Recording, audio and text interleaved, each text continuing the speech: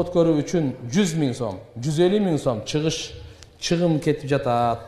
Жылдыкты үйдө өткөрбөй эле ошол кеткен чыгымды мечитке же болбосо айылыбызда жетим жесирлерге, аз камсыз болгон үй бүлөлөргө берейин деп жатам. Ушуга кандай карайсыз? Өтө жакшы карайм, өтө туура чечим кабыл алыпсыз. Жөндөн мына жылдыкта биз эми адатта көп салып алдык. Мен да суранычым ушул эле, мурда деле суранып жүргөнмүн туугандар. Ушу жамааттын, ушу мечиттин жамааты бар. Ким ушундай эле аш бергиси келсе, ушу кеңешке салсын. Ушул жерде мечитте ойлонуп туруп, тууган, а жерде бизде азыр суу чыгарыш керек болуп атат, жол оңдош керек болуп атат. Мына жерге деп, ошол дагы жылдыктан көбүрөөк сооп аласыз. Мына мен айтайын сизге. Ошо жылкы союп тамак аш бергенден көбүрөөк сооп аласыз.